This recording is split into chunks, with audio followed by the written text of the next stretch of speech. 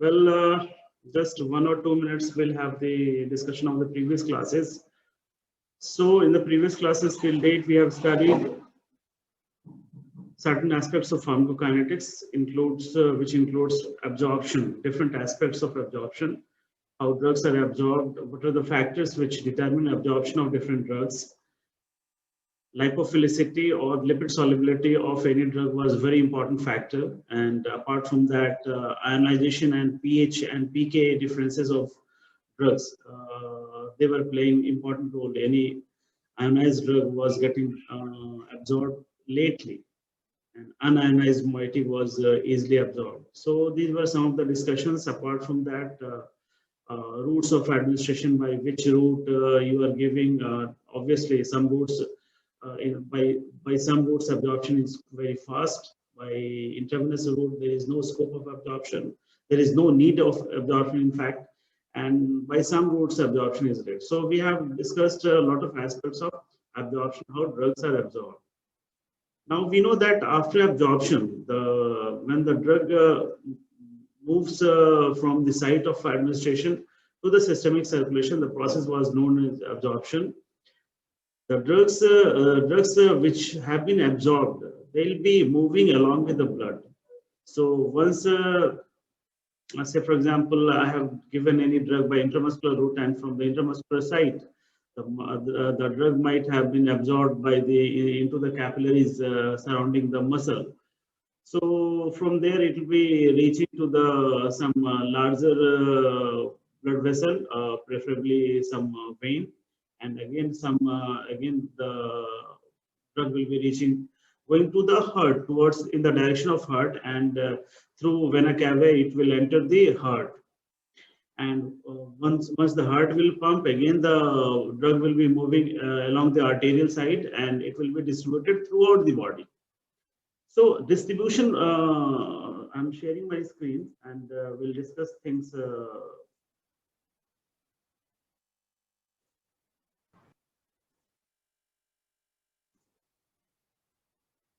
So today we are here to discuss distribution of drugs and how distribution happens. So first of all, let's discuss what is distribution. As we had discussed that it refers to reversible transfer of drug between the blood and the extravascular fluids and tissues of the body. So what it says, that what is distribution? Distribution is in fact transfer of drug from the blood. Blood we had described in the pharmacokinetic model as the central compartment. The drug is staying in the blood or in the central compartment for a certain time, and from the central compartment or the blood. Now I won't be saying blood every time. I'll say from mathematical modeling point of view, from pharmacokinetic modeling point of view, as the central compartment. So the drug will be escaping or moving from the central compartment to other compartments of the body, which we had said as peripheral compartments. What were the peripheral compartments? Peripheral compartments were different body organs or different tissues from where the drug will be moving from the blood. So for example, the drug is moving from blood to renal tissues. So those renal tissues will form one peripheral compartment. If the drug is moving from blood, if the drug is moving from blood to, say for example, your muscles will form the peripheral compartment. So like that, all the organs from where the drug is moving from the central compartment or the blood, they will be called as peripheral compartment. So what is distribution? Distribution is, in fact, please mute yourself. Distribution is in fact movement of drug from central compartment to the peripheral compartment and vice versa. So it is reversible movement. It is a unidirectional movement. It is not one direction. It is a bidirectional movement. The drug can move from the central compartment, from the blood, to the kidney tissues, and vice versa. From the kidney epithelial cells also, it can come back to the blood. And there is a dynamic equilibrium between the central compartment and the peripheral compartment. So the peripheral compartments as or the different tissues may be fats, muscles, or different tissues wherever the blood is going. Now, one question arises. I'm sharing you the whiteboard, and now let's have a discussion. Say, for example, I'm plotting this one as the central compartment. This is the central compartment. Say, for example, this is blood or the central compartment. Writing from mouse is very difficult. This is the central compartment. I'm writing as CP. Okay. And from central compartments, let's plot some of the peripheral compartments. Like these are some of the peripheral compartments representing different body organs. Say, for example, this is liver, this is spleen, this is kidney. You can plot any number. This is muscle or skeletal muscle, say, for example, that. So when the drug is moving from blood to the skeletal muscle, how the drug is moving from blood to skeletal muscle? Some blood vessel might be supplying to your skeletal muscles. So by means of those blood vessels, the drug will move from skeletal muscle, from your blood circulation, from your systemic circulation to the skeletal muscles. And let's have a broad view of how it's moving. Say, for example, some capillary. If you plot some capillary, if it is this is the transsectional section of any capillary, and here blood is moving, so it will be maybe supplying some of the muscles. So from the capillaries the drug will move out, and for that what is required? Capillaries should have pores. That we'll discuss later on. Our capillaries, because the drug will not move from major arteries or veins. Because our blood is enclosed in an enclosed circulatory system. Blood is not moving anywhere unless until there is damage to those blood vessels. So in intact blood vessels, there is no leakage. Leakage is only at the level of capillaries, because those capillaries are porous. They have pores. And up to what content, up to what level leakage can be there, it will depend on the size of the pore. Say, for example, if I'm sitting in a room and the gates are of the size that only human beings or a certain 5-7 feet people can go out and go in. So any elephant cannot enter. If of large size African elephant cannot enter by the gate of the door, because it is guided by the dimension of the gate.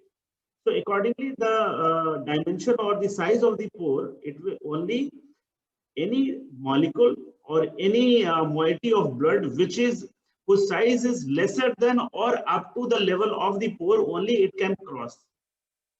Say, for example, any protein, say, for example, in this plasma protein globulin, it cannot pass because the size of the plasma protein albumin is much greater than the size of the blood capillary.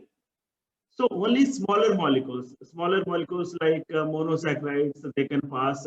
Obviously, these white blood cells during inflammation, whenever inflammation is there, the size of these pores, they are broadened.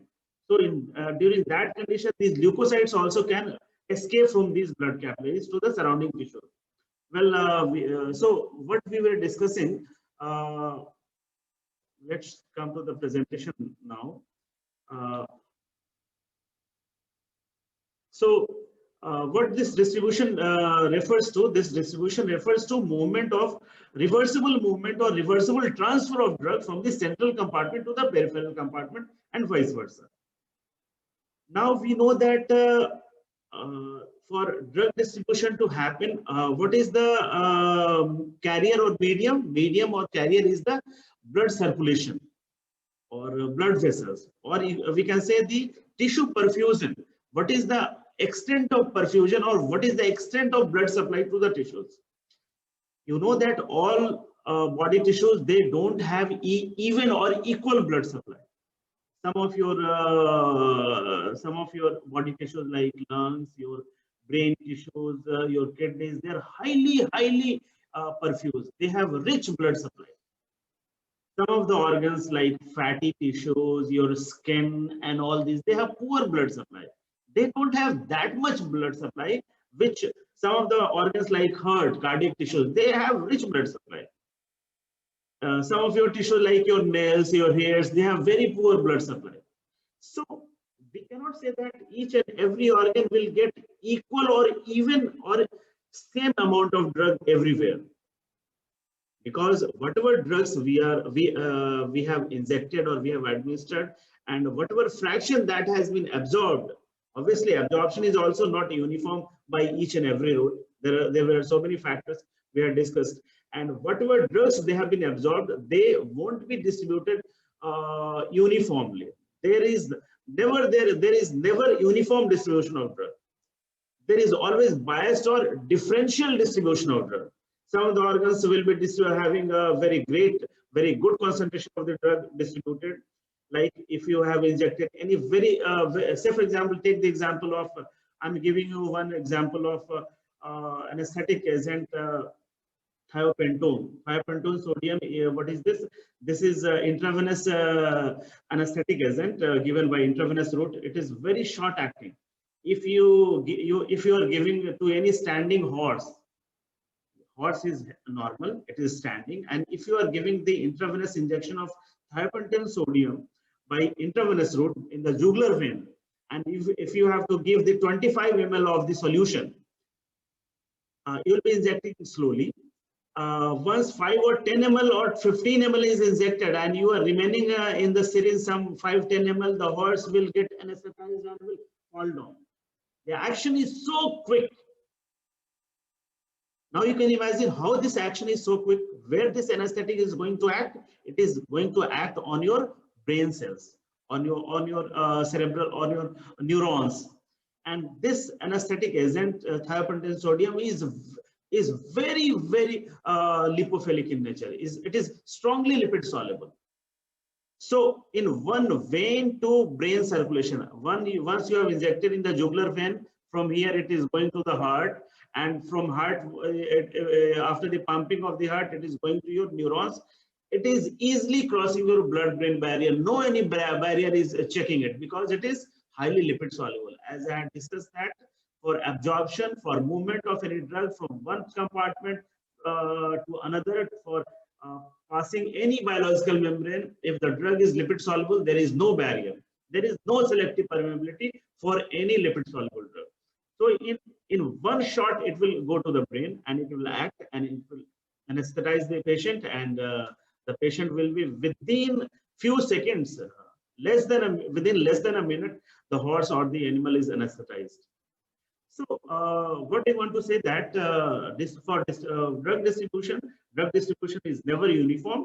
It is always differential. Some organs will get more concentration, some less. Some organs may not get the concentration of the drug.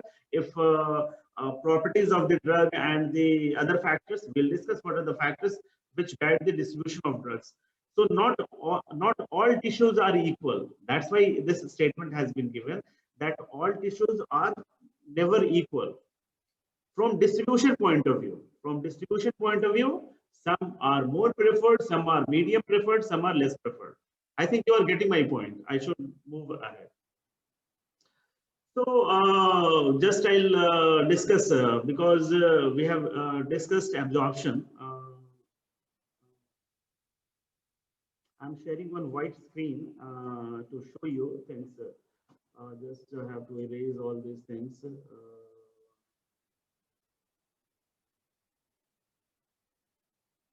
Okay. Where is pencil, format, eraser, spotlight, clear, save? Where is it?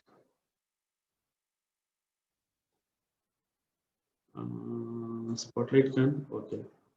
No. Undo, redo. From where to write? Draw. Yes. Draw. So what I was discussing, yes, if I'm showing you the oh, not this one, draw a simple line, not this one.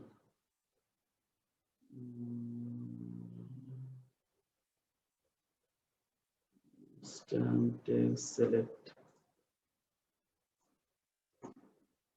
What's happening? Just a moment. Whiteboard. Yes. If you're, say for example, I'm drawing the XY curve. I'm drawing the XY curve of a, say for example, you have injected any drug by intravenous route. Take one example that you have taken the injection of any antibiotic, say for example, levofloxacin by intravenous route. If the patient is suffering from some typhoid fever or like that, the doctor might have suggested the intravenous injection of this levofloxacin antibiotic. So the patient has taken levofloxacin antibiotic. So I'm plotting this is the Y scale and this is the X scale. Over the X scale, I'm plotting the time. So this is in hours, we can plot 0. This is, say for example, this is 0.1 hour, 0.2 hour, like that. So this Y-axis, this X-axis is time in hour, okay? And this Y-axis, you can plot the concentration of the blood, plasma concentration or the blood concentration of the drug. Once you have injected, there at any moment of time, there may be some certain concentration of the drug. At another moment, the concentration may change because from where the drug is coming in the blood, after absorption, it is coming continuously from the site of administration. And the concentration may fall down because the drug is simultaneously being distributed. It may be metabolized by certain enzymes. At the same time, it is being filtered by, it is being eliminated by urine and different excretory routes. So what is happening? The concentration of drug in the blood at each and every moment of time is changing.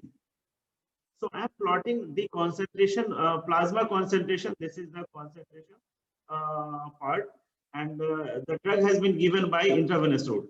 So imagine once you have given the concentration, certain concentration or bolus injection of any drug at particular time. So that start time is 0 time or the 0 hour, and immediately the concentration of the drug you are giving directly in the vein. There is no scope of absorption. Each and every 100% of the drug has been made available in the systemic circulation. So from there, immediately within no time, this concentration has reached to a maximum level. So for example, this concentration is 100. The concentration of the drug in the blood, say it is 100 microgram per ml. Okay. So from here, the concentration, it will start falling. So if you are giving any drug, the profile of the drug, the XY plot of the plot of plasma concentration and time profile of the drug, it is like this when you are giving the drug by intravenous route. Why it is like that? Now let's explain this. Once you have given by intravenous route, immediately, instantaneously, this drug is getting 100% of its concentration or the amount in the blood. So the whatever concentration on Fisher scale, we are saying it is 100 microgram per ml. It may be anything depending upon the amount of drug that you have injected and the volume of blood in the animal species, in what volume. So what is concentration? Concentration is dose of the drug injected divided by volume. Volume of, say for example, the volume is 1 liter of water and you have added 10 gram of sugar. So concentration is 10 gram per liter. That concentration will become, so accordingly, some concentration will be there at 0 time. And after that, concentration will start falling. Why there is fall in concentration? Can anybody say why there is fall in concentration? Sir उसका metabolism biotransformation हो रहा है. हाँ, metabolism biotransformation के पहले भी क्या हो रहा है, जैसे आपने इंजेक्ट किया वो ड्रग ब्लड में गया, ब्लड से सारी तरफ पूरे बॉडी में वो डिस्ट्रीब्यूट हो रहा है. तो initial fall in the concentration is mainly due to distribution. Okay, it is due to distribution. Distribution जो हमारे पास अगर 100 एप्पल्स अभी आए, 100 टॉफी आए, आपकी क्लास टोटी सारे दो दो लेके गए, 2 मिनट में मेरे पास निल हो गया, ठीक है। और अगर कोई 2 बच्चा मेरे पास बैठा उसे खाने के लिए, तो सर्टेन स्लो स्पीड में, तो इमीडिएटली ये जो स्लोप का जो ये दिस स्लोप जो है, this is very steep slope, इसका स्लोप बहुत फास्ट है। यहाँ से अगर पहाड़ से चढ़े तो तुरंत गिर जाएंगे, यहाँ पे स्लो वॉक करके जा सकते हैं। तो एक सर्टेन टाइम तक ये स्लोप जो है बहुत ही फास्ट होता है। इस समय क्या क्या हो रहा है, इस समय डिस्ट्रीब्यूशन भी हो रहा है, एब्जॉर्प्शन तो यहाँ पे 100% हो गया, शुरू में एब्जॉर्प्शन का स्कोप नहीं था। तो फार्माकोकाइनेटिक्स में एब्जॉर्प्शन के बाद क्या होता है, डिस्ट्रीब्यूशन। जैसे ब्लड में आया इमीडिएटली उसका मेटाबॉलिज्म भी स्टार्ट हो जाएगा, अगर कोई एंजाइम मिलेगा तो ऑक्सीडेशन, रिडक्शन, हाइड्रोलिसिस, जो भी मेटाबॉलिज्म रिएक्शंस है वो भी होना स्टार्ट होगा। लेकिन ये मेटाबॉलिज्म 1 मिनट 2 मिनट में नहीं होगा, it will take some time. Enzymes require some time, biochemical reactions में कुछ टाइम लगेगा, और सारे के सारे ब्लड में नहीं होंगे, कुछ मेटाबॉलिक रिएक्शंस अगर वो किडनी में है तो वहां पहुंचेगा तब होगा। तो नाउ दिस प्रोसेस मेटाबॉलिज्म और biotransformation is slower compare to distribution. और इसके बाद एक और प्रोसेस है एलिमिनेशन। जो भी खाया थोड़ी देर बाद यूरिन में निकलना स्टार्ट हो गया, डिफरेंट एक्सक्रीटरी रूट से एक्सक्रीशन हो गया। तो एट दिस, इस स्लोप में, इस मोमेंट पे ये तीनों प्रोसेस हो रहा है, ऑल दीज प्रोसेस। इसमें सबसे इंपॉर्टेंट प्रोसेस क्या है, distribution followed by elimination. Metabolism बहुत कम होता है, ठीक है, और मेटाबॉलिज्म और एक्सक्रीशन दोनों मिला करके एलिमिनेशन बोलते हैं। Elimination, there are 2 mechanisms of elimination of any drug. First is body से ड्रग को बाहर निकालने का या उसको एलिमिनेट करने के 2 मैकेनिज्म है। एक तो पहला है कि उसको मेटाबोलाइज कर दो, बायो ट्रांसफॉर्म कर दो, और दूसरा है एक्सक्रीट आउट कर दो, बॉडी से बाहर निकाल दो। तो उसकी एक्टिविटी या तो खत्म हो जाए, वो भी एक मैकेनिज्म ऑफ एलिमिनेशन है। तो डिस्ट्रीब्यूशन एंड एलिमिनेशन, जो फर्स्ट फेज जो है, ये डिस्ट्रीब्यूशन एंड प्लस एलिमिनेशन, ये दोनों को रिप्रेजेंट करता है। अब क्या है, डिस्ट्रीब्यूशन एलिमिनेशन में ज्यादा कौन हो रहा है, ज्यादा जो फॉल इन ब्लड कॉन्सेंट्रेशन किसकी वजह से हो रहा है, it is due to distribution. Elimination भी टाइम टेकिंग है, किडनी से फिल्टर होने में टाइम लगेगा ना। तो फर्स्ट फेज ऑफ ये जो कर्व का फर्स्ट फेज, इसमें 2 कर्व है, एक यहाँ है एक यहाँ है। तो फर्स्ट फेज को बोलते हैं डिस्ट्रीब्यूशन फेज, यहां से यहां तक को बोलते हैं डिस्ट्रीब्यूशन फेज। और यहाँ पे एक सर्टेन टाइम के बाद डिस्ट्रीब्यूशन बंद हो जाएगा। Why, what was distribution? Distribution मैं यहाँ पे बना के बता रहा हूँ, सेंट्रल कंपार्टमेंट से पेरिफेरल कंपार्टमेंट में रिवर्सिबल मूवमेंट को डिस्ट्रीब्यूशन बोल रहे थे। तो एक टाइम आएगा जब ये इक्विलिब्रियम रीच कर जाएगा, और जब ये इक्विलिब्रियम रीच कर जाएगा तो डिस्ट्रीब्यूशन फॉरवर्ड बैकवर्ड डायरेक्शन में इक्वल होगा, या आप बोल सकते हैं कोई डिस्ट्रीब्यूशन नहीं हो रहा। आपको मेरी आवाज जा रही है? Hello, yes sir. ओके।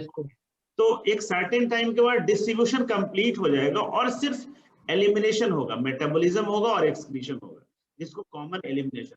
तो जो सेकंड फेज है, स्लोप है, इसको एलिमिनेशन फेज बोलते हैं। पहला फेज को हम डिस्ट्रीब्यूशन फेज बोलते हैं। इसमें आईसीआर ऑब्जेक्टिव जेआरएफ का क्वेश्चन पूछेगा कि फर्स्ट फेज ऑफ जो plasma concentration time profile curve है, उसका फर्स्ट फेज जो है, जो डिस्ट्रीब्यूशन फेज है, उसमें क्या सिर्फ डिस्ट्रीब्यूशन होता है? नहीं, उसमें डिस्ट्रीब्यूशन प्लस एलिमिनेशन दोनों होता है। लेकिन चूंकि डिस्ट्रीब्यूशन उसमें सबसे ज्यादा प्रोपोर्शन, उसका एक्सटेंट ऑफ जो ब्लड फॉल का जो कंट्रीब्यूटर, मेजर कंट्रीब्यूटर डिस्ट्रीब्यूशन है, इसलिए उस फेज को हम डिस्ट्रीब्यूशन फेज बोलते हैं। लेकिन सेकेंड फेज में सिर्फ एलिमिनेशन होता है, उसको एलिमिनेशन फेज बोलते हैं। अब हम लोग अपने प्रेजेंटेशन पे हैं।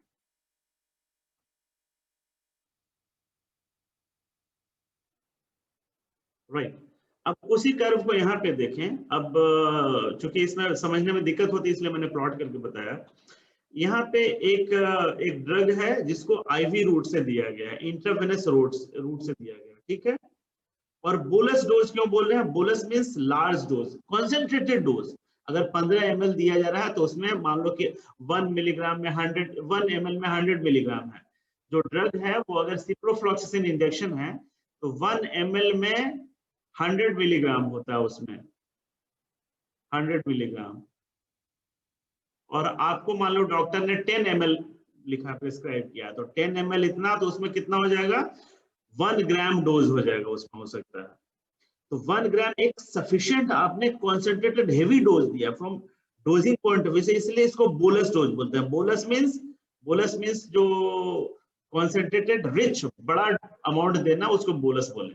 तो 0 टाइम पे देखो इंजेक्शन शो कर रहा है, आपने इंजेक्शन दिया और all of a sudden injection देने के कुछ सेकंड के बाद यहाँ पे आपको इसका हाईएस्ट कॉन्सेंट्रेशन, जो यहाँ पे प्लाज्मा कॉन्सेंट्रेशन सर्टेन यूनिट में कुछ डिसाइड किया है 1.5 है, मान लो कि यहाँ पे 2.0 माइक्रोग्राम पर ml या मिलीग्राम पर ml कॉन्सेंट्रेशन रीच किया, और उसके बाद ये कॉन्सेंट्रेशन धीरे धीरे फॉल हो रहा है। तो 2 फेज है, एक फर्स्ट फेज यहाँ पे है और सेकंड फेज मान लो कि यहाँ पर है, ठीक है, इसको ओवरऑल। तो फर्स्ट फेज को हम बोल रहे हैं यहाँ पे, इसको डिस्ट्रीब्यूशन फेज बोल रहे हैं, और सेकंड फेज डिस्ट्रीब्यूशन फेज कहाँ से है, यहाँ से लेके यहाँ तक है, इतना दूर तक डिस्ट्रीब्यूशन फेज है। और इसके बाद जो है इसको हम यहाँ से लेके यहाँ तक एलिमिनेशन फेज बोल रहे हैं।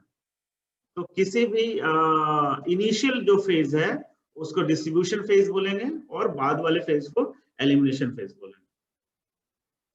अब देखें कि जो डिस्ट्रीब्यूशन ऑफ ड्रग है, drug distribution is affected by certain factors.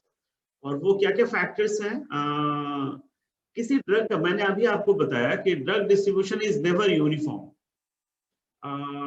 आप सबने अपने वीडियोस म्यूट ना करें, मेरी कंसंट्रेशन थोड़ी खराब होती है, क्योंकि जब तक आपके फेसेस नहीं दिखे मेरे को समझ में नहीं आता कि कौन समझ रहा है नहीं समझ रहा है, और मैं ब्लैंक पे तो बात नहीं कर रहा हूँ। तो फॉर दिस डिस्ट्रीब्यूशन मैंने अभी बताया कि it is never uniform, always ये डिफरेंशियल होता है। तो बहुत सारे फैक्टर्स हैं कि डिफरेंशियल होने का। एक तो है कि हर एक ऑर्गन में जो ब्लड सप्लाई है वो अलग अलग, कुछ ऑर्गन्स हैं जिनको रिच ब्लड सप्लाई है, जैसे अभी डिस्कस किया, हार्ट है, ब्रेन है, किडनीज है। तो कार्डियक आउटपुट जो है, हार्ट से जो आउटपुट जा रहा है, परसेंटेज आउटपुट, अभी हम लोग डिस्कस करेंगे एक डायग्राम से। और जो लोकल ब्लड सप्लाई है वो अलग अलग है, सब में सेम नहीं है। तो this is the reason why कि डिफरेंशियल डिस्ट्रीब्यूशन होने का। सेकंड क्या है, जो कैपिलरी परमेबिलिटी है, और सारे ऑर्गन्स में जितने भी कैपिलरीज हैं वो उनकी कैपिलरी की परमेबिलिटी आप समझ रहे हैं ना, कि कैपिलरी से, कैपिलरी का पोर साइज, जिससे वो कोई ड्रग या कोई केमिकल बाहर निकल सके, वो हर एक ऑर्गन में पोर साइज सेम नहीं है। जैसे कुछ ऑर्गन जैसे लीवर है या स्प्लीन है, उसमें पोर साइज बहुत बड़े बड़े हैं, इवन उससे कुछ प्रोटीन्स भी, प्लाज्मा प्रोटीन्स भी बाहर निकल जाएंगे, लेकिन सारी जगह नहीं है। ब्लड के कैपिलरीज जो हैं वो दूसरे जगह वो छोटे हैं। जैसे ब्रेन में, जो सेंट्रल नर्वस सिस्टम में जो ब्लड ब्रेन बैरियर है, उसमें जो कैपिलरीज हैं उसके पोर्स ब्लॉक्ड हैं, ऑलमोस्ट बंद है या बहुत छोटे हैं। तो इससे क्या होगा कि बहुत छोटे होने की वजह से हर कुछ ब्रेन में नहीं निकल सकता। आप कुछ भी खाओगे और ब्रेन टिश्यूज को सप्लाई हो जाए, ऐसा नहीं है।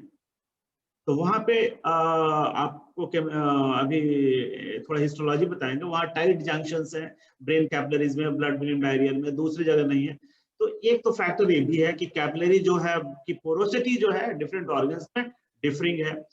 फिर क्या है, ब्लड में जो बहुत सारे प्लाज्मा प्रोटीन्स हैं, आपको बताया था कि जो हमारे ड्रग हैं उनकी प्लाज्मा प्रोटीन बाइंडिंग होती है। बहुत सारे ड्रग्स हैं डियर जिनकी प्लाज्मा प्रोटीन 99.9% है। अब जो भी खाया पिया एब्जॉर्ब हुआ वो सारा का सारा प्लाज्मा प्रोटीन से बॉन्ड हो गया। इट इज ओनली 0.1% जो है फ्री फॉर्म है, जिसकी वजह से उसका एंटीपायरेटिक इफेक्ट है या उसका जो भी फार्माकोलॉजिकल रिस्पॉन्स है, मेडिसिनल वैल्यू है, वो फ्री फॉर्म की वजह से है। जो बॉन्ड फॉर्म है तो वो तो फिक्स डिपॉजिट है, वो तो उससे कुछ नहीं कर सकते। और फ्री फॉर्म और बॉन्ड फॉर्म एक डायनेमिक इक्विलिब्रियम है, जो एक रिवर्सिबल पेस में फ्री फॉर्म ही का डिस्ट्रीब्यूशन होगा, फ्री फॉर्म का ही मेटाबॉलिज्म होगा, फ्री फॉर्म का ही एलिमिनेशन होगा। और जैसे जैसे ये क्लियर होते जाएगा, इस डायनेमिक इक्विलिब्रियम को मेंटेन करने के लिए बॉन्ड फॉर्म फिर से टूटेगा ताकि फ्री फॉर्म को मेंटेन करे। तो ये प्लाज्मा प्रोटीन बाइंडिंग भी एक फैक्टर है जिसकी वजह से ये डिफरेंशियल डिस्ट्रीब्यूशन है। अगर मेजॉरिटी ऑफ द ड्रग, अगर 100% प्लाज्मा प्रोटीन बॉन्ड हो जाएगा तो उसका कोई डिस्ट्रीब्यूशन नहीं होगा, वो ब्लड में ही फिक्स रह जाएगा, ब्लड से जा ही नहीं सकता दूसरी जगह। क्यों? क्योंकि एल्बुमिन प्लाज्मा प्रोटीन इतने बड़े मॉलिक्यूल्स हैं जो कैपिलरी से बाहर नहीं निकल सकते। तो प्लाज्मा प्रोटीन बाइंडिंग अगर किसी ड्रग का बहुत ज्यादा है तो उसका डिस्ट्रीब्यूशन कम होगा फिर। तो डिस्ट्रीब्यूशन डिफरेंशियल। फिर क्या है, एक आपको नेक्स्ट फैक्टर है लिपिड सॉल्युबिलिटी। अभी बताया जिस ड्रग को लिपिड सॉल्युबिलिटी बहुत ज्यादा है जैसे थायोपेंटेन सोडियम, उसको तो यूनिवर्सल पास बॉडी में मिला हुआ, कहीं में घूम सकते हो आप। और जो ऑर्गन्स जो हाईली लिपिड, जिसमें लिपिड कंटेंट ज्यादा है जैसे हमारे न्यूरॉन्स, ब्रेन, उसमें लिपिड कंटेंट बहुत ज्यादा है, इसीलिए जो है इनहेल जितने भी एनेस्थेटिक्स हैं उनकी लिपिड सॉल्युबिलिटी बहुत अच्छी है। कोई इनहेलेंट एनेस्थेटिक एक बार दूंगो सूंघते ही बेहोश हो गया, कौन सा ऐसा जादू हो गया कि एक विदिन अ मिनट वो अपना एक्शन सेट कर जाता है। फैक्टर इज लिपिड सॉल्युबिलिटी, ठीक है। इसके बाद ये सारे फैक्टर्स को वन बाय वन देखें ब्रीफली, 5-10 मिनट में फिनिश करेंगे। First factor is blood flow. मैंने बताया कि blood flow is never uniform, सारे ऑर्गन्स में सेम नहीं है। कुछ एक ऑर्गन्स हैं जिसमें वेरी रिच ब्लड सप्लाई है, जैसे है ब्रेन है, लीवर है, किडनीज है, तो वहां पे ड्रग का डिस्ट्रीब्यूशन ऑब्वियसली ज्यादा होगा। कुछ एक ऑर्गन्स है जैसे एडिपोज टिश्यू है, स्किन है, बहुत सारे विसरल ऑर्गन्स हैं जहाँ पे मॉडरेट या मिनिमम ब्लड सप्लाई है, कम है, इनसे कम है, तो ऑब्वियसली उनका डिस्ट्रीब्यूशन वहां पे कम होगा।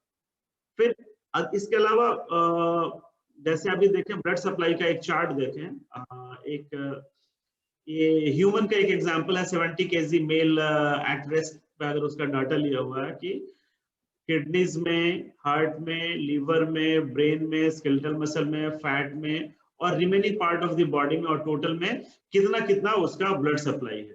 तो ब्लड फ्लो जो है ml पर मिनट किडनीज में है, 1 मिनट में किडनीज में जो है 1.1 लीटर ब्लड उसको फ्लो कर रहा है, 1100 ml पर मिनट का फ्लो है।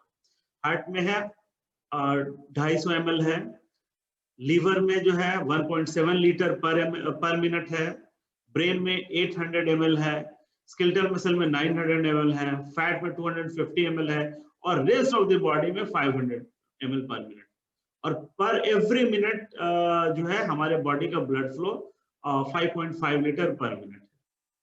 तो दिस में वी कैन से कि अब हमें यहाँ से पिक्चर मिल रहा है कि जहाँ ज्यादा है ऑब्वियसली ड्रग वहां पहुंच तो ज्यादा रहा है। अब डिपेंड करेगा ड्रग की प्रॉपर्टी पे कि बिल्कुल आयनाइज्ड है, लिपिड सॉल्युबल नहीं है, तो अंदर सेल में पेनिट्रेट इजिली नहीं करेगा, लेकिन टारगेट तक तो पहुंच गया है।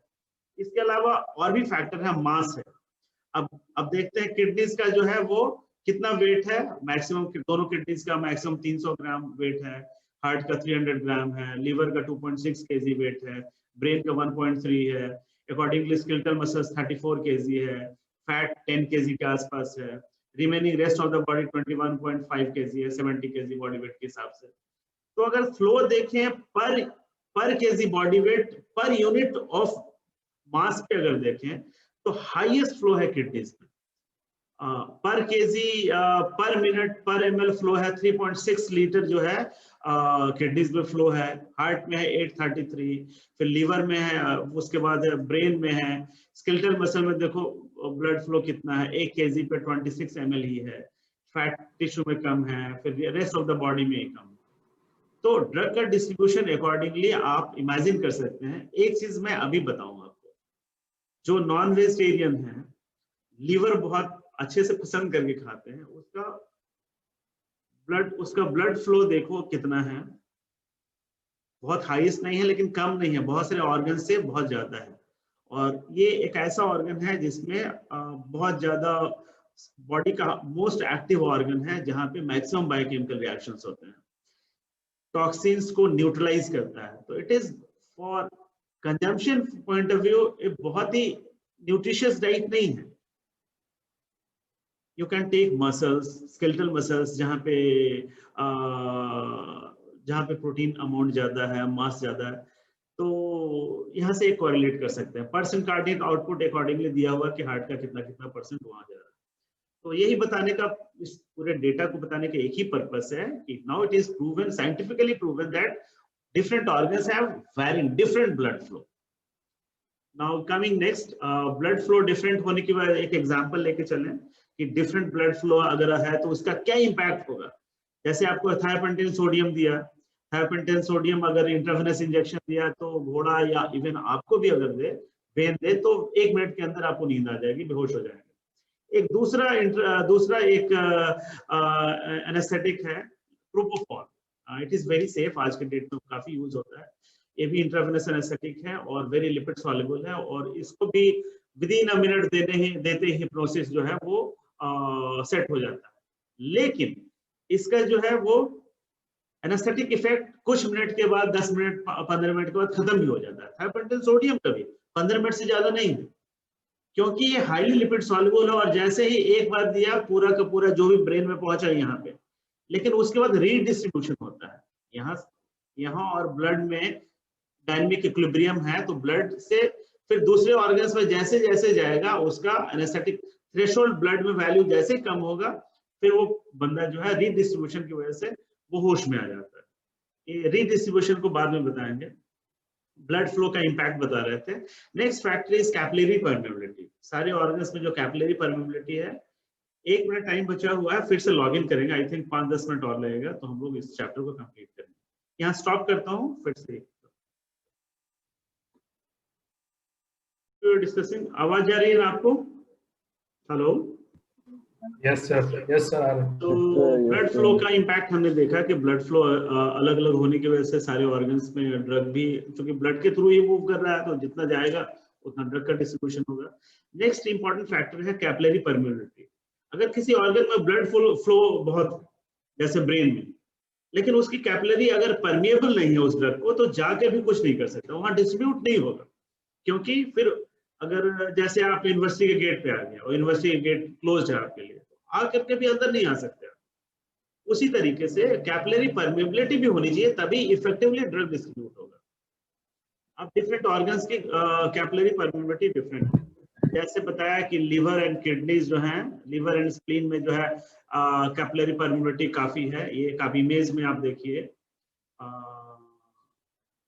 कि एक स्ट्रक्चर है लिवर कैपिलरी का ट्रांसवर्स सेक्शन है, और देखेंगे कि कैपिलरीज में बहुत सारे पोर्स हैं। यहाँ एक पोर दिख रहा है, यहाँ पे पोर दिख रहा है आपको, फिर यहाँ पे फिनिस्ट्रेशन छोटा सा है, फिर यहाँ पे पोर दिख रहा है।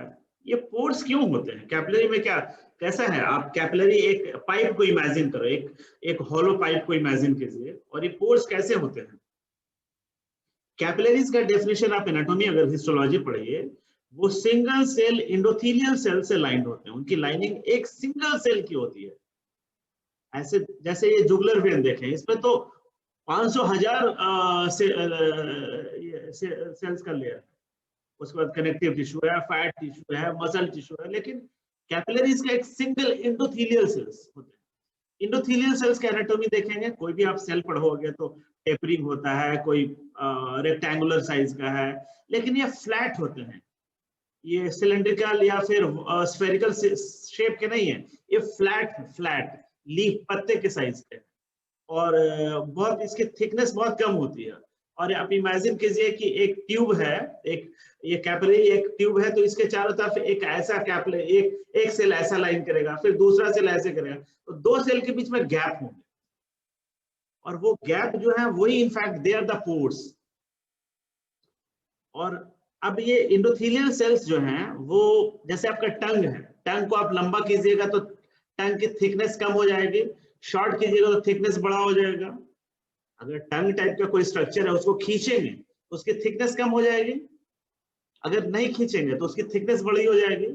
अब ये इंडोथेलियल सेल्स के कॉन्ट्रैक्शन और रिलैक्सेशन से, इंडोथेलियल सेल है उसमें कॉन्ट्रैक्टाइल एबिलिटी है, वो कॉन्ट्रैक्ट करेगा तो उसकी थिकनेस बड़ी हो जाएगी और 2 सेल के बीच का गैप बड़ा हो जाएगा। तो इसकी वजह से वो इंडोथेलियल सेल्स अपने कॉन्ट्रैक्शन और रिलैक्सेशन को गाइड करके कैपिलरीज के पोर्स की साइज को गाइड करते हैं। जैसे बहुत सारी इन्फ्लामेटरी कंडीशंस है, इन्फ्लामेशन है, वहां पे इंडोथेलियल सेल्स कॉन्ट्रैक्ट कर जाता है, तो पोर्स की साइज बड़ा हो जाता है।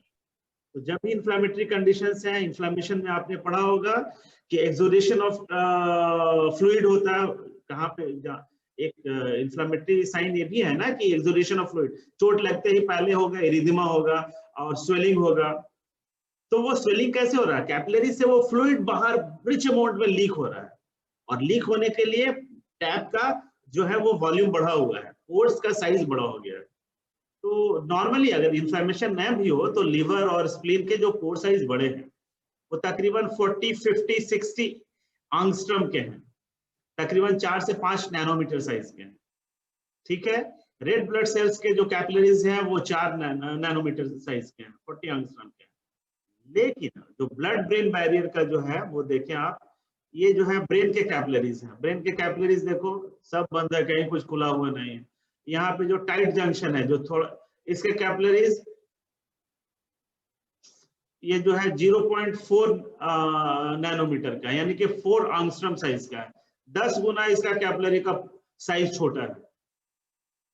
तो बहुत छोटे मॉलिक्यूल्स ही निकल सकता है, सोडियम पोटेशियम ये सब निकल सकता है, लेकिन हर कोई दवा आपने ड्रग खा लिया वो निकल जाएगा, ब्रेन में सप्लाई हो जाएगा, इट्स नॉट पॉसिबल।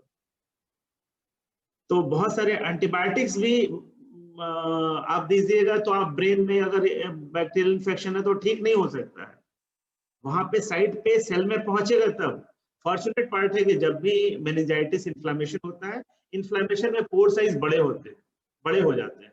ये नेचर्स का बना हुआ, नेचर का ऐसा है कि इन्फ्लेमेशन में पोर को बड़ा कर देता है ताकि वहां पे सप्लाई पहुंच सके। हम अगर कुछ मेडिकेशन दें वो सप्लाई पहुंच सके, न्यूट्रोफिल्स या बहुत सारे जो छोटे वाले सेल्स हैं, ल्यूकोसाइट्स हैं, वो बाहर निकल सके ब्लड वेसल्स को छोड़ के बाहर इन्फ्लेमेटरी कंडीशन में, और वहां पे हीलिंग रिपेयर का काम कर सके। अदरवाइज ये सेल्स भी ब्लड वेसल्स में ही घूमते रहते हैं, बाहर नहीं निकलते।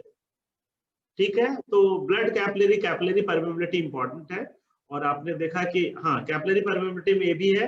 अब ब्रेन के कैपिलरीज में तो अंदर ही बंद है, तो ब्रेन में कैसे, तो जो लिपिड सॉल्युबल होगा वो तो बाहर निकल जाएगा, या अगर कोई कैरियर मीडिएटेड ट्रांसपोर्ट है जिसके लिए स्पेशल अगर परमिशन है, पास है, वो जा सकता है। रेस्ट ड्रग्स बाहर मूव नहीं करें। फिर वही सारे पार्ट्स हैं जो अभी मैंने बोला। इसके बाद नेक्स्ट इंपॉर्टेंट फैक्टर है प्लाज्मा प्रोटीन बाइंडिंग। अब प्लाज्मा प्रोटीन बाइंडिंग का क्या इम्पैक्ट है, मैं एक छोटे से एग्जांपल से बताऊं आपको कि प्लाज्मा प्रोटीन बाइंडिंग कुछ एक वैसे ड्रग्स हैं, दे आर, मैंने अभी बताया कि they are more than 99% plasma protein bound. अगर उसका आपने 500 मिलीग्राम का टैबलेट खाया, 400 मिलीग्राम एब्जॉर्ब होकर ब्लड में उसकी बायोअवेलेबिलिटी हुई 80%, और वो 80% जो 400 मिलीग्राम है उसका 99% आप प्लाज्मा प्रोटीन बाउंड हो गया। मतलब उसका कहने का मतलब सिर्फ 4% जो है इफेक्टिवली जो है वो फ्री बचा हुआ है।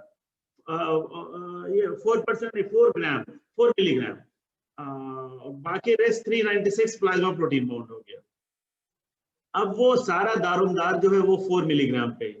4 मिलीग्राम बचा हुआ है जो फ्री परसेंट है, और जो 1% उसका जो 99% प्लाज्मा प्रोटीन बाउंड है, 1% फ्री है, तो सारा का सारा 1% ही डिस्ट्रीब्यूट होगा, 1% ही मेटाबोलाइज होगा, 1% ही एलिमिनेट होगा।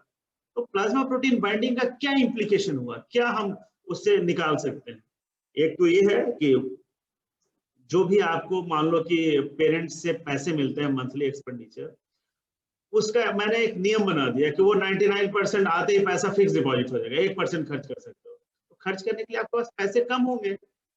दूसरा एक इनडायरेक्ट है कि आपका पैसा सेव हो रहा है, वहां पे बचा हुआ, आप खर्च नहीं कर सकते। तो प्लाज्मा प्रोटीन बाइंडिंग अगर किसी ड्रग का ज्यादा है तो क्या है, उसका बॉडी में लॉन्जिविटी, उसका हाफ लाइफ, उसका बॉडी में परसिस्टेंस वो ज्यादा होगा, क्योंकि वो स्टोर्ड फॉर्म है। और जो प्लाज्मा प्रोटीन बाउंड फॉर्म है, हम बोल सकते हैं कि वो टेम्पररी स्टोर्ड फॉर्म है। टेम्पररी इसलिए बोल रहा हूँ कि फ्री फॉर्म जैसे ही हटेगा, स्टोर्ड फॉर्म फिर टूट करके फ्री फॉर्म के बैलेंस को मेंटेन करेगा।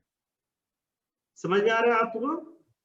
तो प्लाज्मा प्रोटीन्स में बताया था एल्बुमिन है, ग्लोबुलिन है, फाइब्रिनोजेन है। Albumin, globulin important plasma proteins है जो ड्रग बाइंडिंग को एक्सेप्ट करता है, और मोस्ट इंपॉर्टेंट है एल्बुमिन, जिससे majority of the drugs bind करते हैं। बेसिकली एसिडिक ड्रग्स, जो बेसिक ड्रग्स हैं वो आपको ग्लोबुलिन से बाइंड करते हैं। फिर इसके जो क्लिनिकल इंप्लीकेशंस हैं प्लाज्मा प्रोटीन बाइंडिंग का, कि क्या इसका इफेक्ट है। तो अगर प्लाज्मा प्रोटीन बाइंडिंग है तो अभी बताया कि टेम्पोररी स्टोरेज प्रोवाइड करता है, ये stored form of the drug है। अगर कोई किसी ड्रग का प्लाज्मा प्रोटीन बाइंडिंग ज्यादा है तो लॉन्ग एक्टिंग होगा। और एक इम्पॉर्टेंट, वेरी इंपॉर्टेंट डिस्कशन मैं आपको बताना चाहूँ, मैं आपको एक white screen, yes, right screen. दो ड्रग हैं, एक एग्जांपल ध्यान से सुनिएगा, दो ड्रग हैं, there are two drugs. Drug first drug is a drug जिसकी प्लाज्मा प्रोटीन बाइंडिंग 99% है, ठीक है, और 1% जो है ये है बॉन्ड ड्रग है, बॉन्ड फॉर्म है, और 1% इज फ्री फॉर्म, ये है फ्री फॉर्म है, ठीक है। और this drug you are using for some certain medicinal value, मान लो कि आप इस ड्रग का पेन किलिंग प्रॉपर्टी है, एनाल्जेसिक प्रॉपर्टी है। मैं ऐसे ही fictitious example, live example true drug के साथ ही बताएंगे जब उन ड्रग का आपको सर्टेन आइडिया हो जाए बाद में। एक ड्रग हमने लिया है वो ड्रग ए है जिसका ओनली 1% फ्री फॉर्म है और 99% प्लाज्मा प्रोटीन बाइंडिंग है, और इसकी जो डोज एडजस्ट की हुई है वो एडजस्ट की हुई है 5 मिलीग्राम पर केजी बॉडी वेट, इसका थेरेप्यूटिक डोज है। और आपका 70 केजी ह्यूमन का एग्जांपल है, 70 केजी है तो 7 × 5 = 35, 350 मिलीग्राम का आप टैबलेट आप ले रहे हो, सॉरी 350 मिलीग्राम का, या इसको राउंड फिगर में कर लें कि 500 मिलीग्राम का मार्केट में जो टैबलेट आ रहा है वो हमने थोड़ा हायर डोज लिया, 500 मिलीग्राम का हमने टैबलेट, और डॉक्टर ने बोला है कि एक टैबलेट डेली लेनी है तो आपको पेन नहीं होगा। अगर सर्जरी हुई है, कोई स्टिच पड़ा है और 10 दिन तक हमें पेन किलर लेना है। साथ में डॉक्टर ने एक और सेकंड ड्रग लिखा, ड्रग भी कुछ एंटीबायोटिक, और भी कोई डॉक्टर ऐसा तो नहीं है कि एक ही मेडिसिन लिखता है, 4-5 धड़ा लंबे बड़े बड़े मेडिसिन लिखाते हैं। तो एक सेकंड ड्रग इसने प्रिस्क्राइब किया है, इसकी प्लाज्मा प्रोटीन बाइंडिंग भी 99%। मैं ऐसे एग्जांपल दे रहा हूं, और मान लो इसकी प्लाज्मा प्रोटीन बाइंडिंग 98% है, ठीक है, और इसका 2% फ्री फॉर्म है, और इसका ड्रग मान लो डॉक्टर ने डोज दिया 6 मिलीग्राम पर केजी बॉडी वेट लिखा है, और इसका भी मान लो कि हम 500 मिलीग्राम का टैबलेट ले रहे हैं और डेली ले रहे हैं, 500 मिलीग्राम ये भी ले रहे हैं, 500 मिलीग्राम ये ले रहे हैं। और एक सेकंड फैक्ट है कि ये दोनों ड्रग में इंटरेक्शन है, दोस्ती है। इंटरेक्शन कैसे हो सकता है, जैसे आप कलीग्स हैं, आप लोग अपने अपने घर में बैठे हुए हैं, मेरे लेक्चर सुन रहे हैं, तो सब अलग अलग है, लेकिन दो अगर सहेली एक साथ बैठ गए तो मैं पढ़ाऊंगा, वो आपस में गप करेंगे, तो मेरा लेक्चर होगा खराब। मैं कुछ बोलूंगा, वो बीच में एक डिस्कशन ए बी कुछ छूट गया, गप करने लगी, तो इंटरेक्शन अगर होगा तो लेक्चर का इम्पैक्ट या तो बढ़ जाएगा या घट जाएगा, सेम नहीं हो सकता। अगर कोई इंटरेक्शन नहीं है, चुपचाप सुनना है, तब ठीक है। तो इंटरेक्शन होने से, या तो अभी दोनों ड्रग का अगर इंटरेक्शन है तो हो सकता है ये दोनों प्लाज्मा प्रोटीन से बाइंडिंग कर रहे हैं, और वो प्लाज्मा प्रोटीन है एल्बुमिन। तो बॉडी में एल्बुमिन तो फिक्स्ड है ना, ड्रग दो लिया, लेकिन एल्बुमिन का, इस ड्रग का 99% एल्बुमिन से बाइंड हो रहा है, इसका सेकंड का भी एल्बुमिन, मान लो कि हमने ड्रग ए का इतना डोज दिया कि 100% एल्बुमिन सैचुरेट हो गया इसी से। इस ड्रग को दोगे तो इस ड्रग के साथ कंपटीशन करेगा, निगेटिव कंपटीशन होगा, वो हटाएगा प्लाज्मा प्रोटीन बाइंडिंग, नहीं मुझे बाइंड करना दो, ये कहेगा नहीं मुझे बाइंड करना दो। इसको कॉम्पिटिटिव इनहिबिशन बोलेंगे, जिसकी कॉन्सेंट्रेशन डिपेंडेंट इनहिबिशन होगी, जिसकी कॉन्सेंट्रेशन ज्यादा होगी वो ज्यादा बाउंड करेगा। अब आप थोड़ी देर के लिए सोचिए, मैंने बताया जो फ्री फॉर्म है वही फार्माकोलॉजिकली एक्टिव फॉर्म है, pharmacologically active form. Pharmacologically active कहने का मतलब वही, उसी का डिस्ट्रीब्यूशन होगा, उसी का मेटाबॉलिज्म होगा, उसी का एलिमिनेशन होगा। ये तो फार्माकोकाइनेटिक पार्ट था।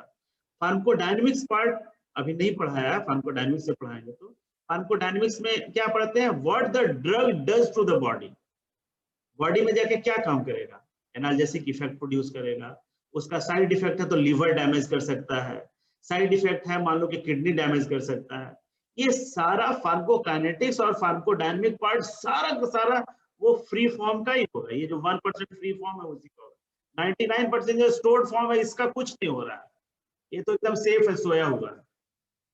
अगर दो ड्रग को आप साथ में दे रहे हो, जिस दोनों की प्लाज्मा प्रोटीन बाइंडिंग सिग्निफिकेंट है और दोनों एक दूसरे से इंटरेक्ट करते हैं और एक साथ देते हैं आप, तो उसका डोज भैया एडजस्ट कम करना पड़ेगा, नहीं तो इसका फ्री फॉर्म अकेले दे रहे हैं तो फ्री फॉर्म 1% है, लेकिन साथ में देंगे तो हो सकता है फ्री फॉर्म 10% या 10% मान लो कि हो जाए, इसका फ्री फॉर्म मान लो कि 20% हो जाए।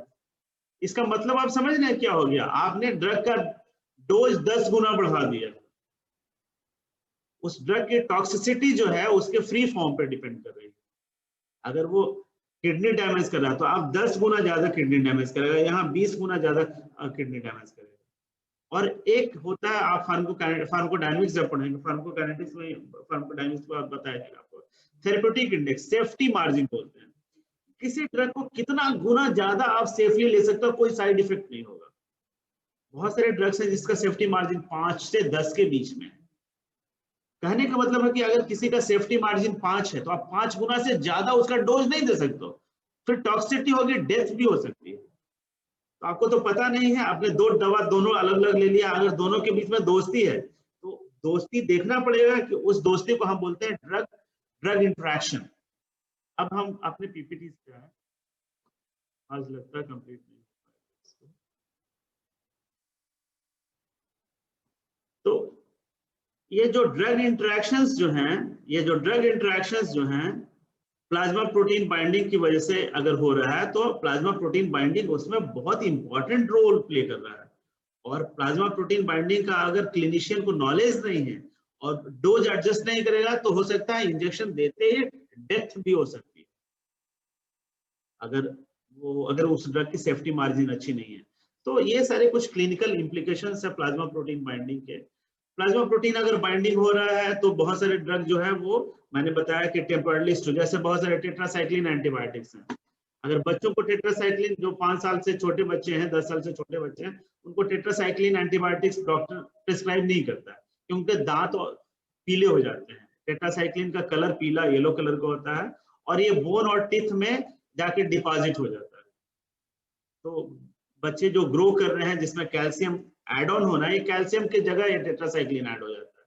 तो कैल्शियम तो मजबूती देगा दांतों को, हड्डियों को, टेट्रासाइक्लिन तो मजबूत नहीं करेगा, उसके दांत खराब हो जाएंगे।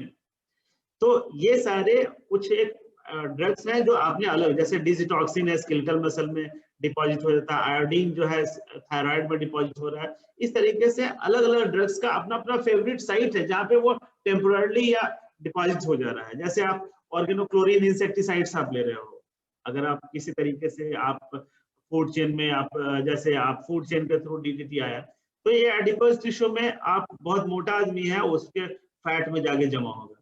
जब डाइटिंग करेगा तो उसको इसका ध्यान रखना होगा क्योंकि यहाँ से टूट के डीडीटी ब्लड सर्कुलेशन में आएगा और एक सर्टेन थ्रेशोल्ड लेवल से अगर ज्यादा डीडीटी आएगा तो उसको पॉइजनिंग सिम्टम होने लगेंगे। तो ये सारे कुछ एक एस्पेक्ट्स हैं प्लाज्मा प्रोटीन बाइंडिंग के और ड्रग डिस्ट्रीब्यूशन के। तो इसी तरीके से प्लाज्मा प्रोटीन बाइंडिंग के अलावा टिश्यू में भी बाइंडिंग हो सकती है, जहां पे जाए वहां पे भी उसका इम्पैक्ट हो सकता है। नेक्स्ट फैक्टर है प्लाज्मा प्रोटीन बाइंडिंग के अलावा लाइपोफिलिसिटी। आपको अभी बताया कि जो अगर ड्रग हाईली लिपिड सॉल्युबल है उसके पास यूनिवर्सल पास है, पटना में कहीं भी जाओ, मॉल जाओ, शॉप जाओ, आपको कोई नहीं रोकेगा, कोई पैसे नहीं लेगा। उसी तरीके से जो हाईली लिपिड सॉल्युबल ड्रग है वो बॉडी में कहीं भी जा सकता है। तो ये वाला एस्पेक्ट है। और आज के लिए यहाँ पे क्लोज करूंगा, आपका नेक्स्ट क्लास का टाइम हो रहा है। और वॉल्यूम ऑफ डिस्ट्रीब्यूशन और कुछ एक एस्पेक्ट 5-10 मिनट का है जो अगले क्लास में आपको बताएंगे, क्योंकि आज ओवर होगा फिर समझ में नहीं आएगा। आई थिंक आज का डिस्कशन जितना हम लोगों ने किया आपको समझ में आया है। और नेक्स्ट क्लास में वॉल्यूम ऑफ डिस्ट्रीब्यूशन और कुछ एक एस्पेक्ट्स हैं उसको रिवाइज करके अच्छे से करेंगे। अगर कुछ क्वेश्चन है तो एक आध क्वेश्चन ले सकते हैं, otherwise we can discuss in the next class में। शुरू में जो है वो आप अपने क्वेश्चन पूछ लिया करें। ठीक है, ओके, थैंक यू।